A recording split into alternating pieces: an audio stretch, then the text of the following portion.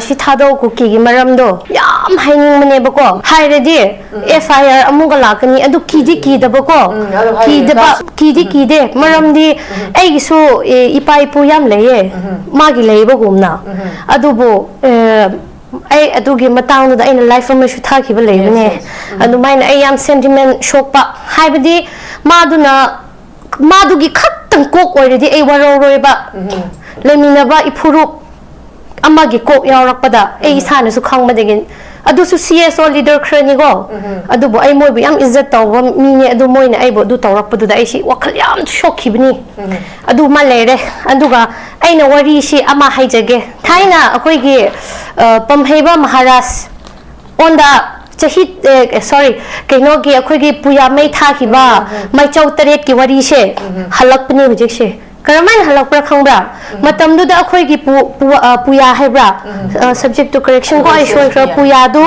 mai thab du akhoi gi history akhoi gi haijaba akhoi gi yel homi gi haijaba khochaba mayam hanjing du na iramba hidak langthak ki oishunu lighting gi oishunu haiba myam du muthat ningai hena mai du thahan manatra du ngai gi ning thau du na thahalle go akhoi gi mai chau tare chinchu noi na mangkhre go moi shu ningam dana chakre like Howzik si ako si history ama manghan ge tawrabani ai seng na haige ba adumai na manghan ge tawbani mai makti thadre mai dig hena chakre ba sidi kamai no har ai na oza Michael da ai personally nungai ta ba leite adubo ai na haibada ani si difference pig no haibani ba maram di huzik ai gi ichana madam gi machana o khoi oza nando hoi khoi pabung hoi gi macha sing na hayeng wai se generation ama lakani ba neither cookie si thadong si tongan ba haba moi question ama lakani ba khangna thabak tawguno haibne dai na haibdi history thugai ba natro adumai puya mai thagi budu adumak thabani si ai di haining dabni adu haige mai thabani ai ma bu personal nuai dab leite ai na haibdi hoi chumme ma lale habnati ko mioi ba amana changjara pa haibsida mayam na wamri ma welcome dawe atop shu tawe ba tawbudu akhoi tawriba lan sida akhoi si meite ga akhoi tawba lan sida akhoi gi shi khra shoi khra ba male adunina meite sing na khra chumme ko adugi da makta akhoi si akhoi gi ipurup na tawba thabak si akhoi lale khanmada gi ai noi manakta akhoi di meite gi da changjarak pani haiba matamda karamba meite na ma bu hatkra hatloi even naga phau na shu yenging do shu hatpi roi example ni go adubo history on no have ne da ain habdi aigi khaktang na di go si ekhoi naga thok tabani machin da thok tabani thamoi da yam warobne naga myam na sigi matang sida aduda karamang dobra harga sigi wa si haige hek tawraga di go Imphal hotel sida yam kogal leba khoi singon da sho ko sigi wa si haige doba Imphal hotel si yam kogal leba kawloga aduda haiba indra ba akhoi ba action da weba adubo moi gi maran cha ba example ni wo moi gi cha ki ba mi sing du di moi haiba inchuno da di NREGS phau ba cha da ba akhoi won da du haire di ai di haiba su iloi akhoi de amrak aina adum akhoi ne khan ba mi ko aduni na aina haining ba di history thaina manghan gi ba do amuka hana manghan bi gno haining mani adu bungarang oza Michael lamza thangna mana yamna phajaba statement ama moigi site gi puthora magi discussion ai tai ko adudi moina press release ra ama shu thokpani phajaye adu thokpadu yam phajaye ma humanity oibagi achumaran du khangbagi damak tamana adu thokpi badu aikhoi lemina bada yaba mi sakni habsi ma masana masabu ta eba adubo identity dudi manghan ganu haibani da hayawai gi cha singna hangakpada kokngaw ngai thabak tawgno hoji ai phaminari ba ojanando shu khangani pabung shu khangani leiriba CSO leader khuting maksi thadawga cookie gi maram do noina khanglena kri gi hoji khangdaba sabra adu yadaba aina yadabdu just ai cookie ne go lale lao yare bas aduna tabina khangdaba sagano aibane ba adu hairu bai da makta ai bu sauba adudagi like channel khra leye aduna show adu haibigi da makta karam achaw asang injan badi oramani moigi wakhali oramoi adu gumana show like engonda kari haisra kari punning da bagi monga utpa saba ai du yam nokning ba yel homi masem ยันเขามีให้ระเกก็ยันเขามีมาเซนมาชินมานาวเน้นเลยนะระอีบาเมราเฮาจงมาดาตังคุลซาบะก็เมราวายุงบะเฮาปุคำก็เฮาปุคำลูกห้องมาดาไอ้ค่อยกี่ลูกห้องมากี่นุปีกี่อาวุธปตุลุรุ่มนะปุ่นมันนี่ก็อดูดิลุรุ่มปุ่นเลยบ้ามายามบดูวันเดียวชาวละก็ลุรุ่มชุปุ่นเดี๋ยวมีดูวันเดียวถ้ากันเลยดิมายามบดูนะชาวละก็ลุรุ่มดูโลกเลยดิไอ้คนลุรุ่มดูชิจินนะไปอะไรในโลกเลยดิเฮาปุคำปีอะไรในโลกเลยดิมาชิมมันเอาตัดน้ำมันตราอดูกรีกี่หุ่นจิกันกี่ CSO leadership นะดูขังดีดับราเราหักตั้งกี่ดูตัวบีกันโน้ให้ไปไอ้ชาวบ้านเนี่ยดูด่าไอ้จุ่มมันจะจัดปีโอให้ไปเนี่ยไอ้คนมวยวันเดชาวบ้านดูจุ่มมันดูมังหันบีกันโน้ให้ไปเนี่ยกรีชนะ the stage the public platform the ว่างมันดีแกโน่นปั๊มให้บ้ามหาราชนะดูไงไอ้คนกี่ไม่เจ้าตะเรียดดูมวยน่ะเซมตัวเลยสิเซมมังหันเลย history มวยน่ะมังหันละก็ดูกี่ชาวบ้านเนี่ยเฮ้ยอาคุย Chief Minister นะ Honorable Chief Minister นะมันนะจุฬาจัมพูจัดเกะขอเกะไม่มันนี่ปูชี Chief Minister มันนะเจ้าบุญนี่มันจัดเกะ have the ขนาดกี่ permission เล่านี่ไงกี่ดรการตาดิมันจัดนี่งุ่มพร้อมจะจัดเกะเจ้าบุญนี่อะดูมวยกี่ลาหัวบกรุ๊ปมันนะจังไปยารอยคบไปยารอยให้ก็ให้ไปดู for example สิเด็กคุยกี่ไม่ตีอิชิลนาว่ามันให้ไปอวยดินหันนะ FIR ปานกระปานลอยจ้าปาลันนี่บ่มวยดิชุปัน FIR สิคุยกี่สรุปลักตัวอวยบ่ประชาก็อวยดิ building มาทนตรามุกชาวไปยานี่อะดูเนี่ยดูกับมวยดิชุปันปานบีเดมวยบุดียามนูซีเอไอดี honorable CM on the showคือให้ชิระ respect ตัวเองก็ as a คุยกี่ head อวยเป็นน่ะ respect ตัวเองไอ้กี่อวยนะให้โอให้ดิงร่างโดลังดาไอ้กี่ brother อามาเล็กชิดก็ไม่กี่กรีมาราลละบ่ไม่มาราลกรีชุเล็กเต funeral service จัดละหล่ามาชุชีเลยมาจานุปีเองร่างมกจัดเลยมาจานุปีอตุกิมติกับเปยิงบันนงไอเตปีนเดี๋ยวนี้มาจุงเงี้ยบ่จุงอ่ะป้ากับเปก็ada aku lagi minister amado na di angang ni na shmain to ko pud amado haina da bai adum like adu gum shu uwe adu gum du thok ta ni ngai he ready yel ho mi ori ba khoi si bo hana konsen bi raga thok dok to dumai na ngarang do hoji ke khoi gi ojavi sitloi on da khut tha ba gi matung na du thok pani ba adu ga dolanga adu ga shu lambi ama noi na mak lambi si mana bani ba moi gi road si ngahak tang da security du than halam ba yai he bani da adu ga ni du shu shiram da ba shu yai security shu ching da di shu cha chat ning de ye ashi phau bu da shu hostess to ba mi bu shu kan ma ngam de adu ga ngam khai nga ka ni nok si nok ning ye adu ga khoi gi ngam khai nga ka do ba ai gi chili naw da na pung pha pha ye adu ga shida mi hostess to ba kan ma ngam de dolang da shu mi pung hat da hat le adu on da kan ma ngam de adu ga ngam khai nga pa la ka ni ye ngam khai da di kanaw da nga adu ngam khai rong ni mi di tongat ma ni ai khoi jati singi marakta yam kari haisra moi ga khoi ga khetna bisi kari ra hairaga namli wangli choro mai tha ki ko mai tha ba matam da moi gi jati myam ai khoi gi da leibani relief oina leibudo akhoi ga moi ga khetna bisi akhoi ji moi bo hostess oina thamgi thena moi di lambi da thatla thammena adu christianity du karam bana leibra religious da hairage moi ta shno hen haibani adu di humanity shi shu kana gi da hen leibra haib shi moi khangpham thokpani adu moi gyan ta dre ta shu ta roi shi gyan ta da bse lebak ki mapa shu hai ning de da ri e gi pa na ru phatre de di yeng shu yeng ning oi lebak shi gi luching ba hoi shina kri hai shra chauhan hi ba moi bu chauhan bu do ai di wangang bi shi lon chi chat phei bi gi ngang bi hei taw ni ba adu bu moi bu he na chauhan hi ba moi bu he na aphau bu sa han hi ba chati khuding magbo landa bra khoi di minister ne MLS ne hena them ba taradi noi na moi gi deputy CM amma pi ba ta ba di pangan gi sho ma pi phom thok tro chati khuding mag them se gorkha gi shu pi ro gorkha su koi re na leba deputy CM mari le khai re se kaino chap chai na adu shu pi de kari gi kuki ngon da pi raga akhoi naga da shu pi e to khai bu du moi na ta haleba for example cookie du da pi ro yare naga du da pi ro ama du da yare nang na shi pulak in chalo nang gi to phom thok pa to hai bi yo ha ba adu shu hai bi da ba to khai bu shu moi na to khai na shin bi ye history shu moi na mang hal le adu bo ai oza Michael hoi gi moi gi ngarang ma gi statement aduga ngashi moi gi thok padu yam harawe peace ki shu thoe aduga lebak macha taye ai haidi haini aduga thokdok ase hojik shu makha ta na adadi tumpham chapham khang dubina imam yam du leiri bini leiriye moi shangni hena shange aduni na leibi riba ai khoi gi tampak sida chingda leibi riba ichin naw kri hesa isei amara kri ram lebdu chingna koina pansaba chingni na koina palngak pa hebse chingni na ngak pani ba si ko aduni na ashigi nushiba isei du shu nushiye adudagi relation chu yam leibani akhoi gi nahaktang leader myam gi manung da yana da ba myam du na pukna hi buane ba adu bo du gi nushiba gi tam du da akhoi gi ada leiriba lengmai gi natrana adu gi area da leiriba ichil naw sing gi waba matam da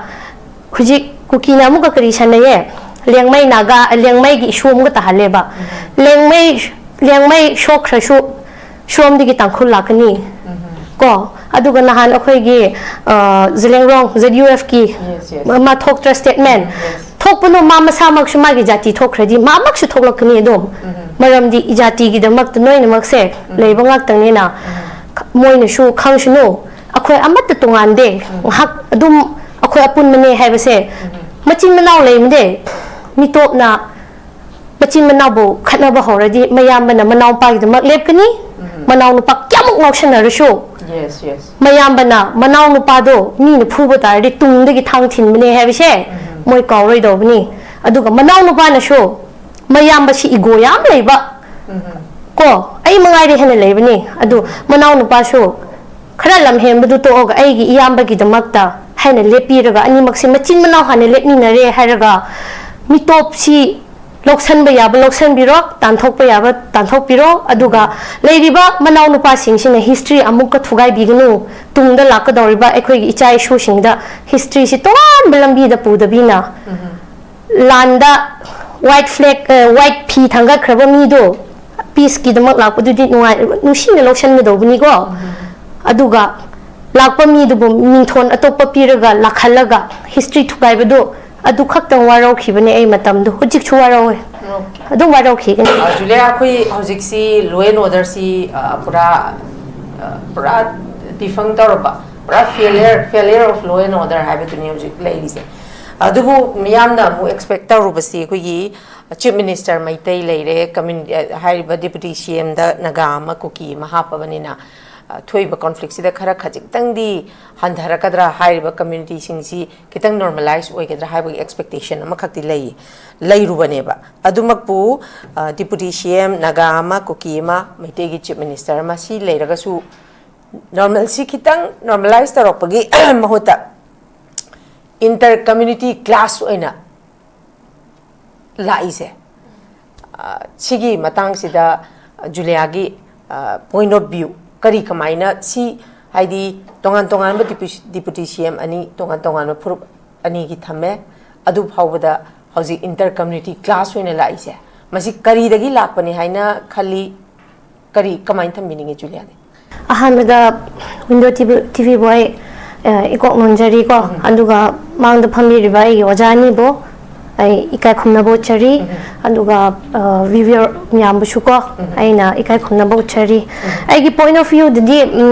thon khri haisra haraga lebak ti yamna no failure oi khre have shi do mayam na khange ba akhoi amana hairu taroi moidi aduga next year da maligo election shu leire adu election shu leibine na ai gi wakhal da di akhoi gi politician election leb ka dori ba miyam shi election shi chahi manga watli habana treba hayeng gu mangai kreba sigi tanja si da prajana nu shini ngai thabak tu tawgu do bane ba taseng na hayo harati aduga moidi hena prajana yengthi ngai thabak tu taw kreba aduga shumaina tawna shumaina thok khraba matungda amuka election ji hayeng hanchi ki election sida thok khraba imung du na shu thokhali ba mi du da vote amuka pigni ba haina ba yada ba lamdam haibu du oi khre khoi gi lamdam se nahan hojiki akoi gi reverend amaga akoi pastor ani shibadu hoi chume landadi akoi mapanda oigra manungda oigra landadi mong phawshu khuthana di haibani adubu reverend dushu shibudushu mashu mama na pokpa adudagi ekhoigi praja atokpa reverend nataba atokpa miyam shiba khunngakpa adudagi leiriba miyam shibudushu mama na pokpani ba loina mama na pokpasi mama singna khangeba macha pokpagi awabasi ko aduda reverend gi ai ma bu nusidaba nate ai ma bu respect tawi ko vi akhoi oja she ma yamna phabani kuki marak tadi ma phaye ai ma bu phate hairoi phaye adubu ai na ngarang si yamna angakpa ama hayo haradi akoi gi naga mls myam si yamna lingjel mana dabugum leibani ba ngarang di moshi lingjel yam manana condemn ga tawdana shoi ga pulap ka tawra tholakpa masagi majati moi bu vote pi ga doriba mi singi damak tadi thopi daba habidi ima na amadu shu mioi boy na pokpani go angau boy gra phai boy gra nongmai pai budu adudi shiriba khoi gi reverend pastor sing du shu mama na pokpani ba life si value si khetna bra ba ina khunma na si ready mayam na condemn tawba hen ba lai raba na si ready condemn tawbu su pak tawbi daba ashi gum si di ai khoi naga mla sing du da ai nuaite ai atokpudi hai biroi moi dadi ai nuaite aduga siza da su special treatment gana pibdu pishno mioi bni go mioi ba lakpa kho pa na ba yeng bisno ba adu di chap manana mai gi ikui gui dana ai mamang gi di palloige trong lawbi gi thodok tu da ikoi gi brother myam shoga rasmedi city de leibudu karamba mla minister chapra ai gi ai no udaba gira shoi bra ai khangde adu ma gi jati ni go adu di kana shu chatte min harau ni ngai karigi akhoi tongnariba akhoi gi issue sida jati themba haibse ai lale hena thembane madam ko ai lale hena thembane ai lale hena themba aduga matam amada aina shum ningshangbada last hanagi election du da last election du da ikoi gi madam brinda do magi election ma lepe ko lepa matam da mangonda mayamna charge tawki habdi magi family background du yengaga kari kari da ngangki ma laibak thiraga ma ka hodre adubu hoji ke khoi gi deputy cm oiba madam nemcha kipkenji magi nupa du shulal hobu natro yes adu ma budi deputy cm pi heba ma budi kana no sho hai chi bi de kana no sho ma budi kari no ngarang sho ma phone switch off tawai heba mayam cso miyam wari chana se hena ada tawna ba matam da go ma deputy cm ma oina ma thodang phajana switch off tawkhiye yamna phajana ma law khreba yam thagat le ma bu su maram di ma bu chawthok khan bse sida imphal mayon da leiriba ekhoi gi achauba moi bu leader haina di edi ko roi habdi akhoi ne every leader have shidi kana bu ko bra haib shidi khangbane ba leader have shi kana bu ko boss have tare ko akhoi gi boss miyam na akhoi gi dictator miyam na moi bu chaw khan mane ba aduga leader oiga doriba mi sing budi akhoi hanna shu yingbi de aduga boss miyam duna makhoi bu chaw khan gre moi na shu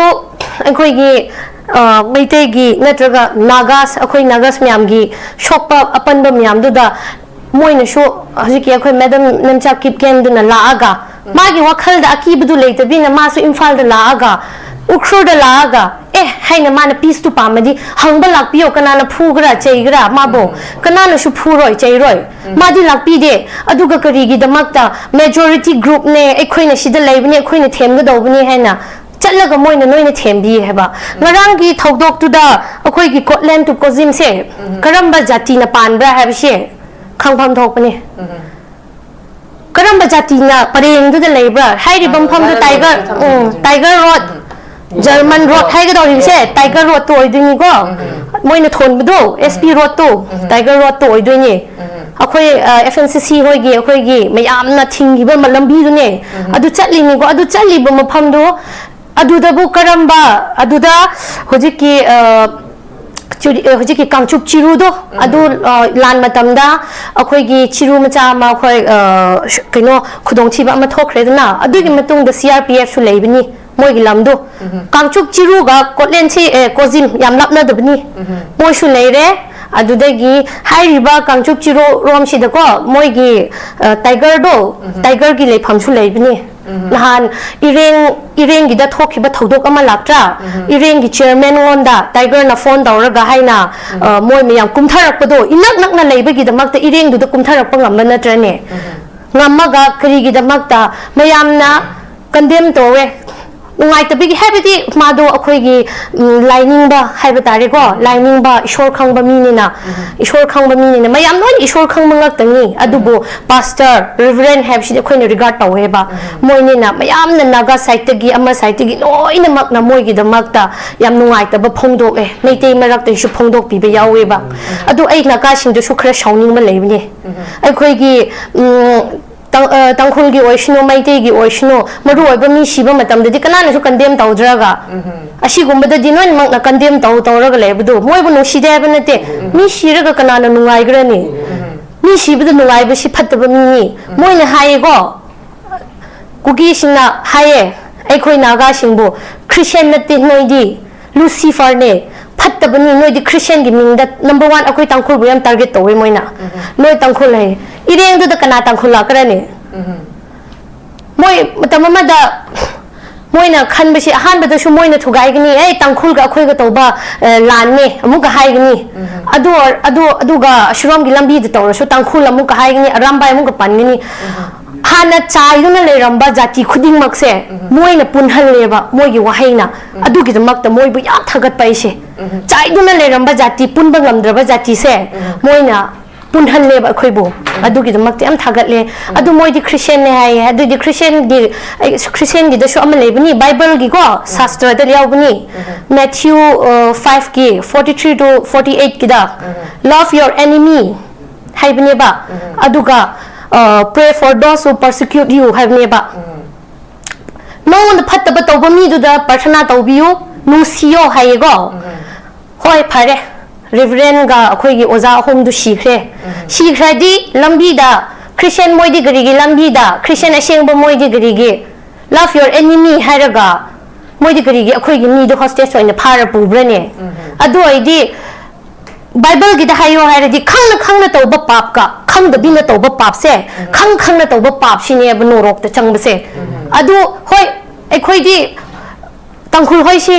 aduga naga atokpa akhoi atokpa sidi christian natre haba yare ba lawzer ge ba christian oiriba yamna religious oiriba moi di kari gi damak ta pastor ani du ne oza pastor ani ne akhoi reverend du ne moi shikhre ko shikhre ba matung da di kari gi lambi da moina akhoi gi mi sing du hostage oina thambra ba ahan ba moina hobni do matung da naga sing na tawrak ni aduga akhoi gi brother tarup du hujik phau thadok pidre adu thadok pidra ba akhoi brother sing du hoina moina exchange tongna she heri yar nate adu aina yam ngakpa mana ukhro da mi ani hale winger du amuka hijack towe karino ba moi ge sigi moi ge system che ai bahap ta de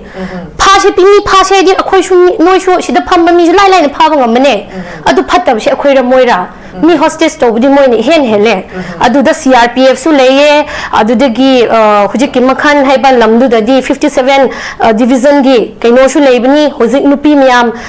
mi du shigra hingra puthok tu phau ba akhoi nungdang chup ba phamni hena akhoi lengmai gi aloriba area du gi mayam du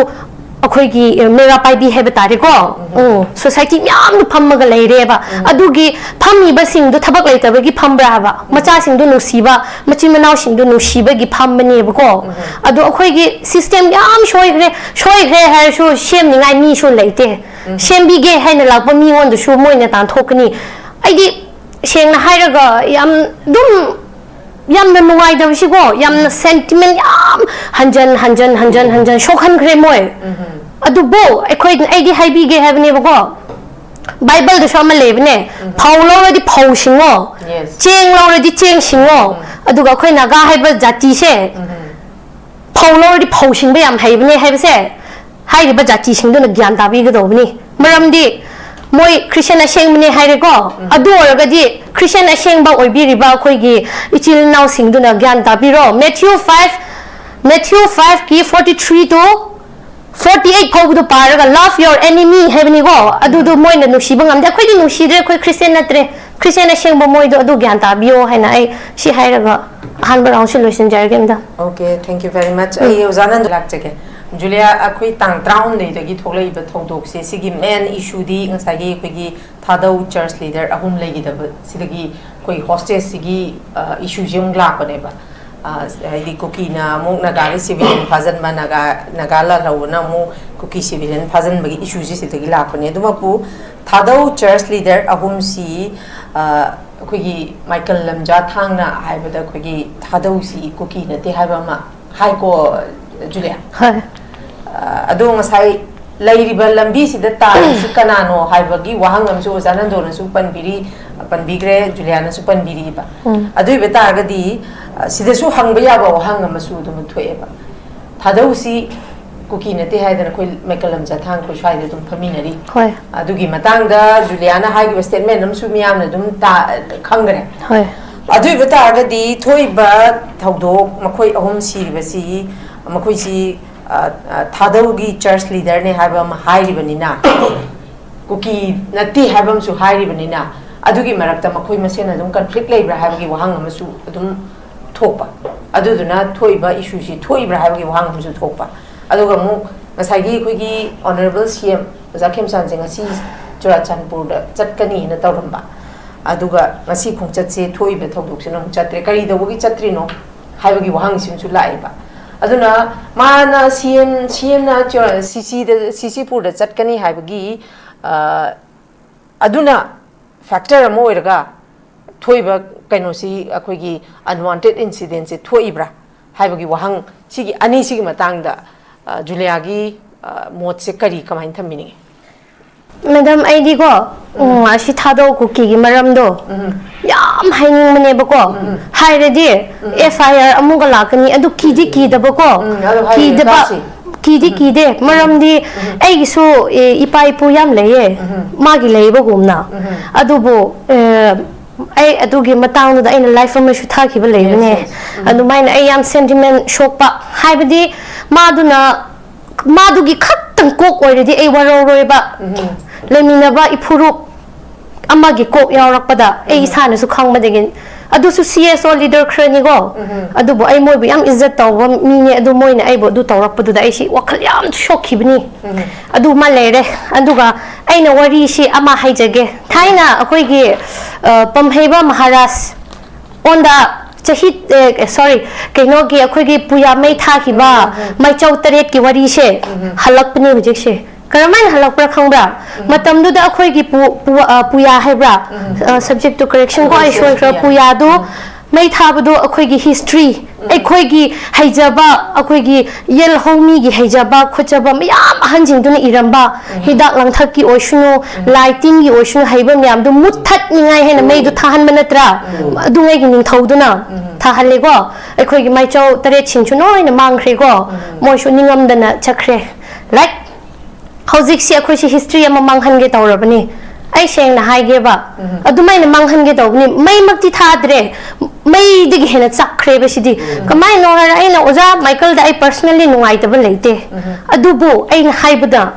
ani si difference pi gno haibani ba maram di hozik ai gi ichana madam gi machana akhoi oza nando hoi akhoi pabu hoi gi macha sing na hayeng wai se generation ama lakani ba neither Kuki si thadau si tongan ba haba moi question ama lakani ba khangna thabak tawgunu haibne dai na haibdi history thugai bna tro adumai puya mai thagi bdu adumak thabni si ai di haining dabni adu haige mai thabni ai ma bu personal nuai dab leite ai na haibdi hoi chumme ma lale habne ti ko nioi ba amana changjarak pa haibsida mayam na wamri ma welcome dawe atop shu tawe ba tawbudo akhoi tawriba lan sida akhoi si meite ga akhoi tawba lan sida akhoi gi shi khra shoi khra ba male adunina meite sing na khra chumme ko adugi da makta akhoi gi ipurup na tawba thabak si akhoi lale khanma da gi ai noi manak ta akhoi di meite gi da changjarak pani haiba matam da karamba meite na ma bu hatkra hatloi even naga phau na shu yengin do shu hatpi roi example ni go adubo history on no have ne da ain haibdi aigi khaktang na di go si akhoi naga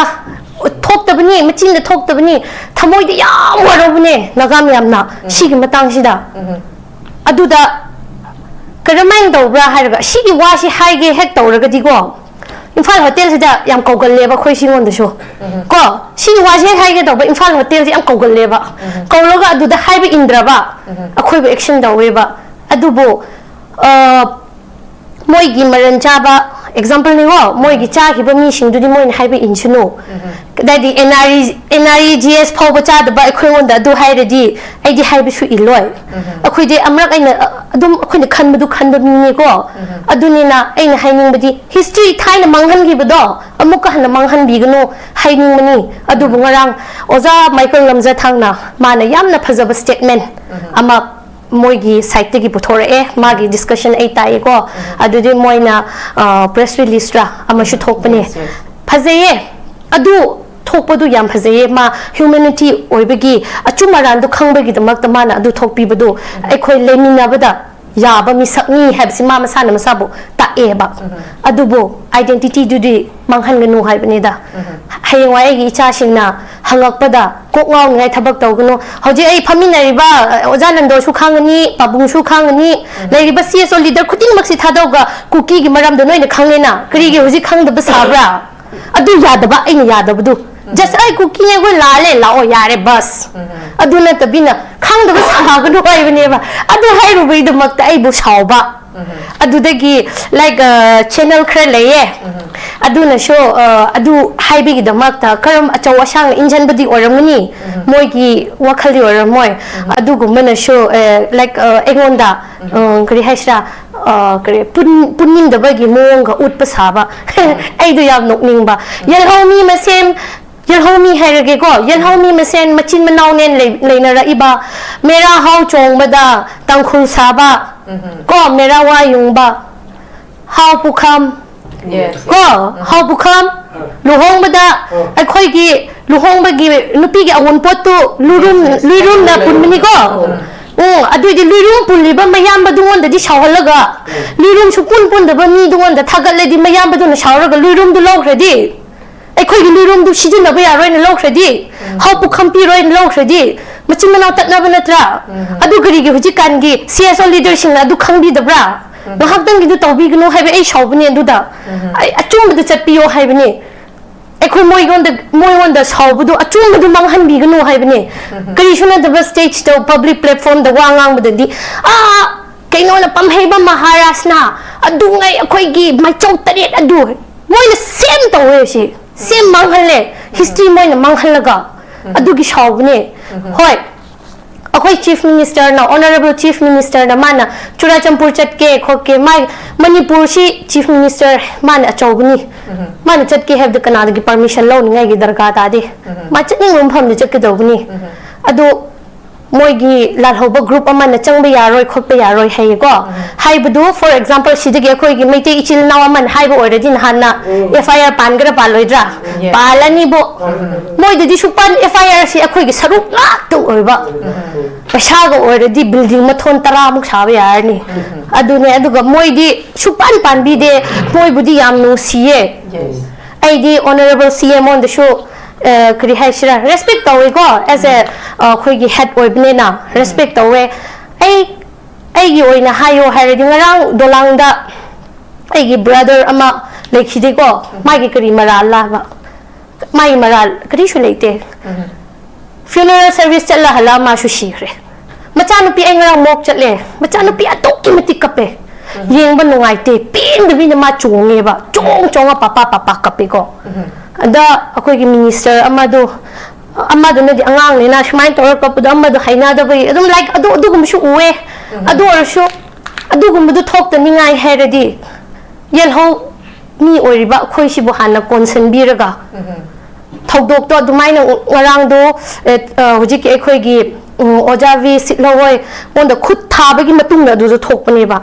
aduga dolanga aduga shu lambi ama noina mak lambi si manabani ba moi gi rochi ngahaktang da security du thanhalamba yai hebani da aduga mi du shu shiram da shu ya ye security shu ching da di shu cha chat ning de ye ashi phaw da shu hostess to ba mi bu shu kan ma ngam de aduga ngam khai nga ka ni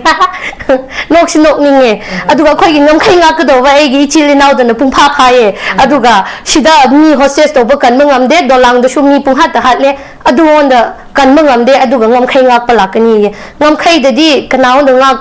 aduga ngam khai rong mi di tong at ma ni ai khoi jati singi marakta yam kari haisra moi ga khoi ga khetna basi kari ra hairaga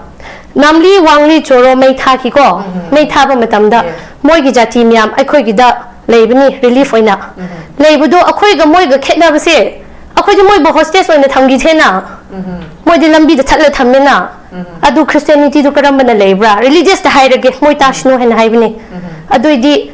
humanity shi shu kana gi da hen leibra haib shi moi khangpham thokpani adu moi gyan ta dre ta shu tar roi si gyan ta da bse lebak ki mapa mapa shu hai ning de da ri e gi pa na ru phatra je ri yeng shu yeng ning lebak si gi luching ba hoi sina kri hai sra chauhan hi ba moi bu chauhan bu do ai di wangang bse lon si chat chat phei ba gi ngang bi hai taw ni ba adu bu moi bu he na chauhan hi ba moi bu he na aphau bu sa han hi ba Chati khuding magbo landa bra khoi di minister ne MLS ne hena them ba taradi noi na moi gi deputy CM amma pi ba ta ba di pangan gi shoma pi phom thok tro chati khuding mag them se gorkha gi shu pi ro gorkha su koire na leba deputy CM mari le khai re se kaino chap chai na adu shu pi de kari gi kuki ngon da pi raga akhoi naga da shu pi e to khai bu moi na ta haleba for example cookie do the piro yare naga do the piro amadu the yare nang na shipulak in shalo nang na nang gi to pham thok pa to hai biyo ha ba adu shu hai bi da ba to khai bi shu moi na to khai na shin bi ye history shu moi na mang halle adu bo ai oza michael hoi gi moi gi ngarang ma gi statement adu ga shi moi gi thok pa du yam harawe peace ki shu tho e adu ga lebak ma cha ta ye ai hai di hai ni adu ga thokdok ase hojik shu makhata na adadi tumpham chapham khang dubina imam yam du leiri bini leiri ye moi shangni hena shange aduni na leibi riba aikhoi gi tampak sida chingda leibi riba iching naw kri hesa isei amara kri ram lebdu chingna koina pansaba chingni na koina palngak pa hebse chingni na ngak pani ba si ko aduni na ashigi nushiba isei du shu nushiye adudagi relation chu yam leibani akhoi gi nghaktang gi leader myam gi manung da yana da ba myam du na puk na hi bo ane ba adu bo du gi nushiba gi tam du da akhoi gi ada leiriba lengmai gi natrana adu gi area da leiriba ichil naw sing gi wa ba matam da khuji kuki na mu ka kari sanaye lengmai naga lengmai gi shom ga ta hale ba lengmai shokra shu shom digi tangkhul lakani ko aduga nahan akhoi gi zilengrong ZUF ki ma thok tra statement thok puno ma masa mak shuma gi jati thok radi ma mak shu thok lakni dom maram di ijati gi damak to noi namak se leiba ngak tang ni na moi na shu khang shu no akhoi amat tungan de hak adum akhoi apun mane haiba se machin manaw leimde mi top na machin manaw bo khatna ba horadi mayam bana manaw pa gi damak lep kani manaw nu pak kyamuk nok shana ru shu yes mayam bana manaw nu pa do ni na phu ba ta ri tung de gi thang thin mane haiba se moi kaw roi do bani aduga manaw nu pa na shu mayam ba si igo yam leiba ko ai mangai re hena leibani adu manaw nu pa shu khara lam hem bu to ga ai gi iyam ba gi damak ta haina lepi raga ani mak si machin manaw hane letni na re haraga mi top si loksan ba yaba loksan biro tanthok pa yaba tanthok biro aduga leiriba manaw nu pa sing sina history amuk ka thugai bignu tungda lak da riba ekhoi gi ichai shu sing da history si toran belambi da pu da bina landa white flag white p thanga khraba mi do peace ki damak lak du di nuai nu sing loksan mi do buni go aduga lakpa mi du mingthon atop pa piraga lakhalaga history thugai ba do adu khaktang warau khibane ai matam du hujik chu warau adu warau khi gane si haira ai lu sinjarage okay thank you very much